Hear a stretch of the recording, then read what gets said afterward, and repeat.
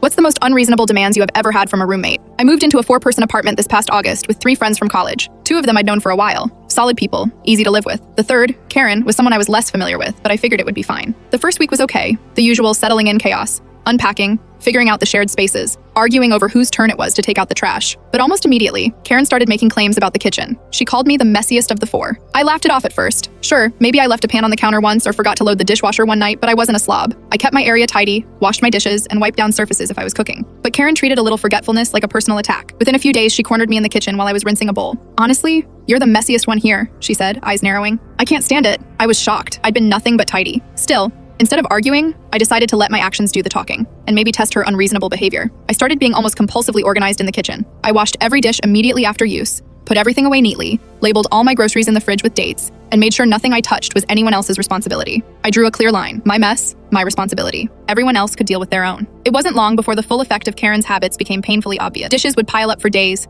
not dirty plates or cups from a single meal, but entire stacks, crusted and abandoned. The fridge became a science experiment of spoiled produce. There were containers of leftovers so rank I wouldn't touch them with gloves. And of course, rice, a constant problem. I watched her make a batch of rice on Saturday afternoon. She stirred it, set the timer on the rice maker, then disappeared into her room for nearly 48 hours. By Monday, the rice had been sitting in the cooker, untouched, stinking up the corner of the kitchen. I moved it to the trash without saying a word. It wasn't my mess after all. The thing with Karen is she has no sense of timing or awareness. She would let things rot, complain about not having anything to eat, and then accuse the rest of us of being messy. It's like she has a selective memory for what messy actually means. A few days ago, I found a container of salad that had turned into something that could have been used as fertilizer. I tossed it. I've learned to navigate the minefield carefully. Other roommates, Sam and Alex, mostly stayed out of it, though they sometimes made quiet remarks about the state of the kitchen. They were too polite to confront her directly, which left me in this weird middle position. I wasn't touching her mess, but I was documenting it in my head, partly out of disbelief, partly out of survival. Karen also has this way of disappearing for long stretches and leaving the apartment in chaos. On a weekend last month, she left dirty dishes in the sink, pizza boxes stacked on the counter, and a carton of milk spilled inside the fridge. I cleaned my things, watched the others' areas, and stayed out of hers. When she returned, she immediately said, "Who's been using the kitchen? It's so messy." I smiled politely and said nothing. I've accepted that she'll never change, and my strategy has been simple.